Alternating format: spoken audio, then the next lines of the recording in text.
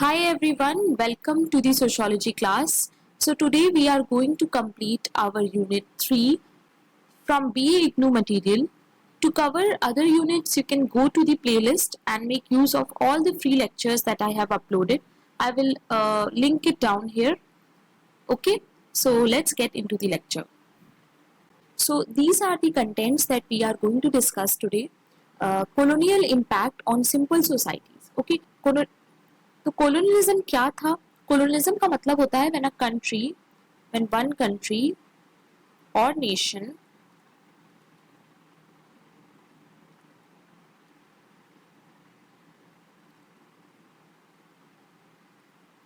takes control on the other land. तो जब एक कंट्री दूसरी कंट्री के लैंड पे आके और अपना रूल करने लगती है, कंट्रोल करने लगती है, दैट इज कॉल्ड कोलोनिज्म. तो जैसे कि ब्रिटिशर्स ने किया था, अंग्रेजों ने किया था, किसके साथ? हमारे साथ, इंडिया के साथ. ठीक है, तो इसका क्या इम्पैक्ट था सिंपल सोसाइटीज पे, वो हम आज देखेंगे. ठीक है, किस तरीके से इसका इम्पैक्ट सिंपल सोसाइटीज पे पड़ा, वो हम लोग आज डिटेल में समझेंगे. तो ये कुछ पॉइंट्स हैं जो हम लोग उस पर डिस्कस करेंगे. Supply of traditional products, introduction of new crops, the industrial wage labour, problems of colonism. So colonialism imposed its imprint on all aspects of tribal life since 18th century. तो 18th century से ही हमें tribal life पे colonialism देखने को मिल जाता है. Okay, economic, political, social and cultural aspects of simple societies came to be directly and indirectly influenced by colonial rule. तो जो भी ट्राइबल पीपल का जो भी इकोनॉमिक, पॉलिटिकल, सोशल या कल्चरल एस्पेक्ट्स था, जो हम लोगों ने कुछ पीछे के अभी लेक्चर्स में कवर किया है, तो वो काफी ज्यादा इन्फ्लुएंस होने लगा इस रूल की वजह से. ठीक है, यानी कि जो फॉरेनर्स थे वो आकर और सब कुछ कंट्रोल करने लगते हैं. ठीक है, तो उसका बहुत ज्यादा इफेक्ट होने लगा ट्राइबल लाइफ पे. It has, however, to be noted that all tribal societies under colonial rule did not experience the same level of disorganization in their social systems. तो सबके साथ ऐसा नहीं हुआ था. ऐसा नहीं है कि सारी ट्राइबल सोसाइटीज ने ऐसा एक्सपीरियंस किया. कुछ ट्राइबल सोसाइटीज थे जिन्होंने नहीं एक्सपीरियंस किया ऐसा. ठीक है, क्या एक्सपीरियंस किया? डिसऑर्गेनाइजेशन. यानी कि जिस तरह से वो लोग रहते थे, जिस तरह से उनका सब कुछ ऑर्गेनाइज्ड वे में था, वो एकदम से टूट गया और डिसऑर्गेनाइज हो गया. ठीक है, we shall now examine the impact of colonialism in the economic, political, social and cultural aspect. तो अब हम देखेंगे किस तरीके से colonialism ने ट्राइबल लाइफ को इफेक्ट किया, किस तरीके से सिंपल सोसाइटीज पे उसका इफेक्ट हुआ, ये सब हम लोग देखेंगे. Okay, in other words, some societies adapted themselves much faster to new ideas, practices and technological changes than others. So कुछ सोसाइटीज थी जो बहुत जल्दी, फास्टर यानी बहुत तेजी से चेंज हो गई और उन्होंने टेक्नोलॉजी को अडेप्ट कर लिया, उस हिसाब से वो चेंज हो गई. बट कुछ थी जो बिल्कुल भी नहीं हो पाई. ठीक है, economic integration with the capitalist system to 3 forms. तो ये जो इकोनॉमिक चेंजेस थे, ये जो इंटीग्रेशन था, ये कैपिटलिस्ट सिस्टम के साथ 3 तरह से हुआ. पहला क्या था? By supplying the traditional products to the international commercial network through a series of local and provincial agencies. यानी कुछ लोकल और कुछ यानी स्टेट लेवल पे जो एजेंसीज हैं उनको बनाकर, और जो भी ट्रेडिशनल प्रोडक्ट्स होते थे एक जगह से सिंपल सोसाइटी में, वो दूसरी जगह पे यानी कि दूसरी कंट्री में या दूसरे कहीं भी इंटरनेशनली, ठीक है, वहां पे भेजे जाते थे.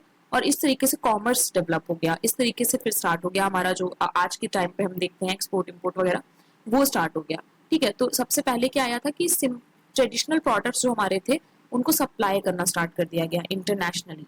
ओके,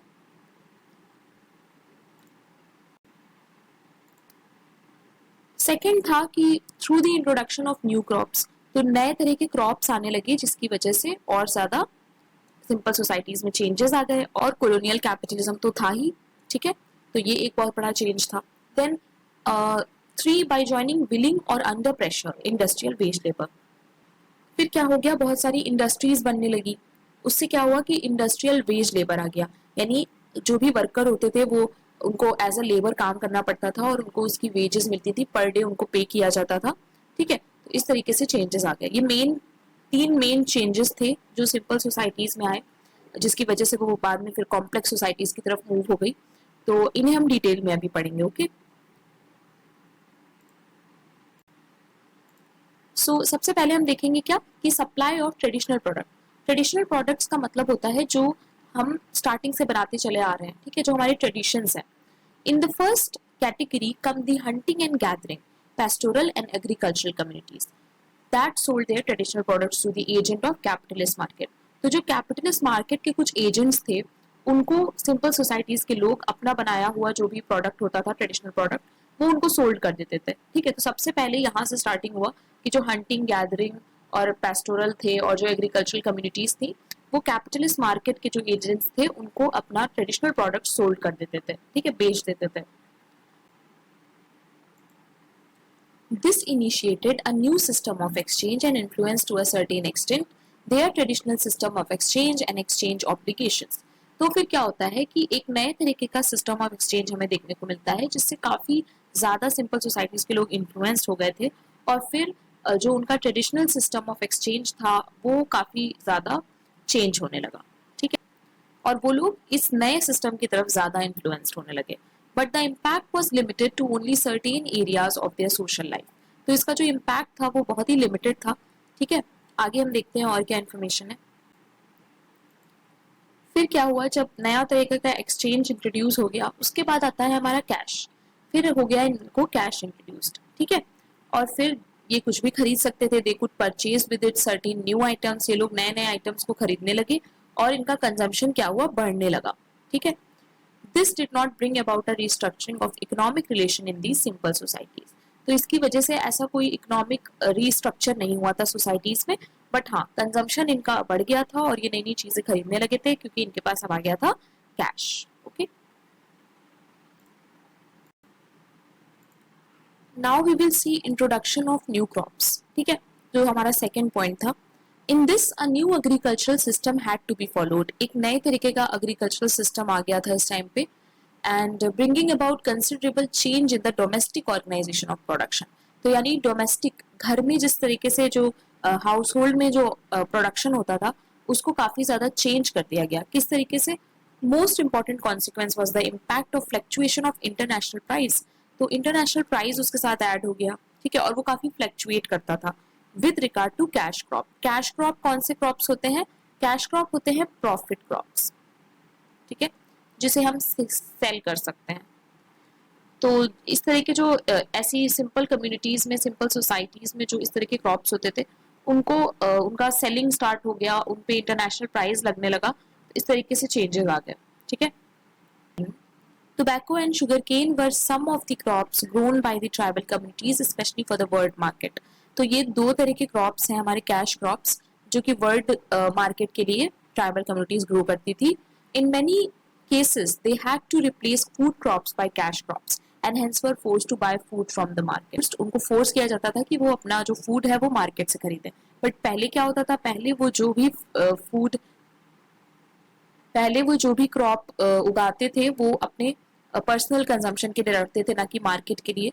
सो ये एक बहुत बड़ा ड्रॉबैक था और इससे काफ़ी चेंजेस आए आगे, ठीक है। Now we will look at the last point, जो कि सिंपल सोसाइटीज में हमें इम्पैक्ट देखने को मिला कोलोनियलिज्म का। वो है कि the industrial wage labour. The colonialist developed industries for which they needed cheap labour. तो इन लोगों ने यहाँ पे आके बहुत सारा इंडस्ट्रीज बनाया, ठीक है, जो भी कोलोनियलिस्ट थे, जो भी यहाँ पे आए थे कॉलोनी बनाने। फिर उन्होंने उनको चीप लेबर चाहिए था। जाहिर सी बात है, इंडस्ट्री बना ली तो काम करने के लिए तो लेबर तो चाहिए, पर इनको चीप लेबर चाहिए था। ये ज्यादा पे नहीं करना चाहते थे। चीप का मतलब है यहाँ पर कि लो वेजेस, ठीक है, काम ज्यादा और वेजेस कम।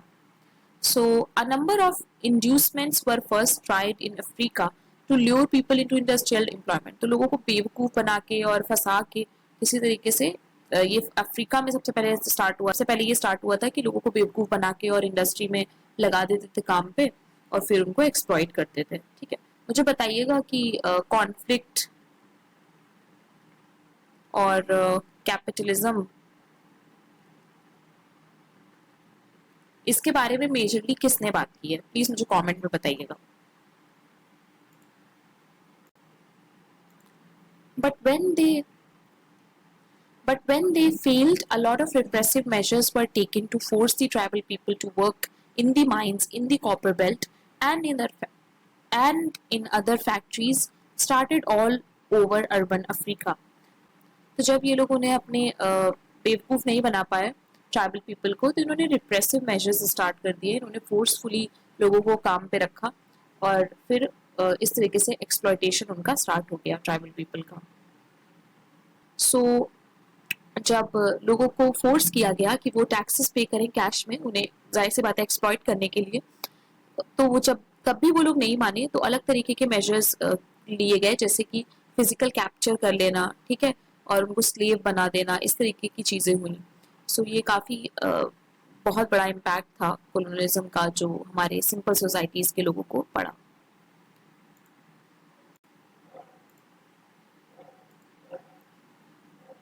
सो इससे क्या होता है कि जियोग्राफिकल माइग्रेशन आ जाता है इसके बाद, यानी कि एक जगह से लोग एक दूसरी जगह तक जा के काम करने लगे। ट्राइबल पीपल जो थे उनको टाउन सिटीज़ में जाना पड़ा, ठीक है, अपनी जगह को छोड़कर, ताकि वो इंडस्ट्री में काम कर सकें forcefully. Very often leaving the wife, तो अपनी वाइफ को छोड़ना पड़ा उन्हें, अपने चिल्ड्रन को छोड़ना पड़ा, मूव करना पड़ा, ओल्ड पेरेंट्स को अपने घर में छोड़ना पड़ा विलेज में। The worker faced problems at both ends of migration, तो उनको हर तरफ से प्रॉब्लम होती थी, उनको एक तो अपनी फैमिली भी छोड़नी पड़ती थी और उसके बाद उनको फैक्ट्री में जो काम होता था वो भी एक्सप्लॉइटिंग होता था, उनको काफ़ी डिह्यूमनाइज किया जाता था, तो वहाँ पे भी उनके साथ फोर्सफुली मिसट्रीट होता था, उनको ज़्यादा काम कराया जाता था, कम पैसे दिए जाते थे। तो इस तरह की प्रॉब्लम्स काफ़ी ज़्यादा ट्राइबल पीपल को हो।